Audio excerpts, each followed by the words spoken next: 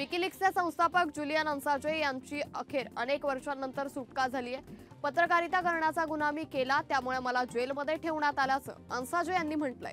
अन्साजे यांनी अमेरिकेची गुप्त कागदपत्र खुली केल्यानं त्यांच्यावर खटला चालवण्यात आला होता।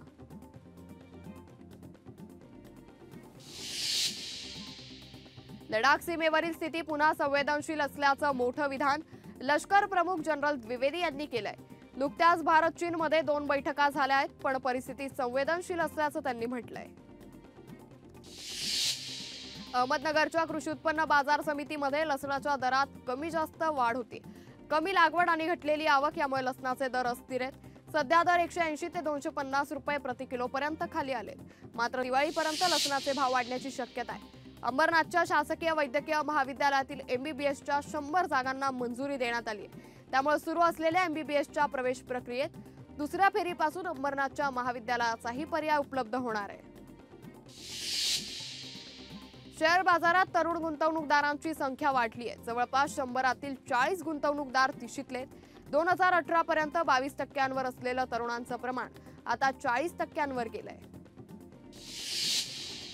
अंबरनाथ तालुक्यातील वांगणी गावातल्या तलावाचं रूप लवकरच पालटणार आहे। आमदार किसन कोथोरेंच्या विकास निधीतून या तलावासाठी 2,74,00,000 निधी मंजूर करण्यात आला आहे।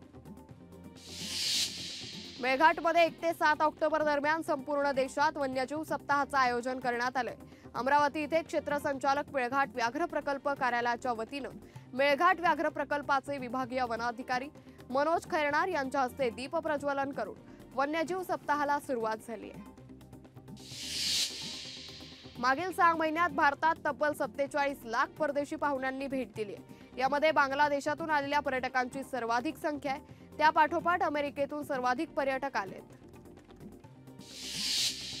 सिंधुदुर्गात पंचतारांकित हॉटेल आणि पाण्याखाली बोट प्रकल्प उभारणार असल्याची घोषणा पर्यटन मंत्री गिरीश महाजन यांनी केली आहे। वेंगुर्ला इथे फोमॅटो कंपनीचे पंचतारांकित हॉटेल उभारण्यात येणार आहे।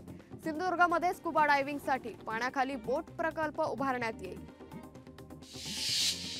घटस्थापनेला आता अवघे काही तास शिल्लक राहिले असून मूर्तिशाळेत मूर्तिकार देवीच्या मूर्तींवर शेवटचा हात फिरवताय। बदलापुरातील सर्वात जुन्या आंबवणे बंधूंच्या मूर्तिशाळेतही मूर्तिकारांची लगबग पाहायला मिळते। पुणेकरांनी मेट्रो सेवेला उत्स्फूर्त प्रतिसाद दिलाय। एकाच महिन्यात 46,19,000 प्रवाशांनी मेट्रोनं प्रवास केलाय। सप्टेंबर महिन्यात पुणे मेट्रोच्या प्रवासी संख्येची विक्रमी नोंद झाली आहे। नागपुरातून 2 खंडणीखोर पोलिसांना अटक करण्यात आली आहे। बिल्डरचं खंडणीसाठी अपहरण केल्याप्रकरणी कारवाई करण्यात आली। अपहरण करून 15 लाखांची खंडणी मागितली होती।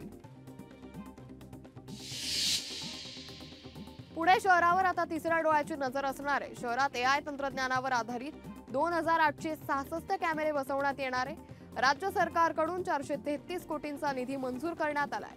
वाढती गुन्हेगारी, वाहतूक कोंडीवर यातून लक्ष ठेवता येणार आहे। पर्यावरणवादी नेते सोनम वांगचुक दिल्ली पोलिसांनी सिंघू बॉर्डरवरून त्यांना ताब्यात घेतले। राजघाटाकडे आंदोलनासाठी जात असतानाच त्यांना ताब्यात घेतले। वांगचुक यांचं पोलीस स्टेशनमध्येच बेमुदत उपोषण सुरू आहे। एमआयएम नेते इम्तियाज जलील यांच्या विरोधात गुन्हा दाखल करण्यात आलाय। पुण्यातील समर्थ पोलीस स्टेशनमध्ये गुन्हा दाखल करण्यात आलाय।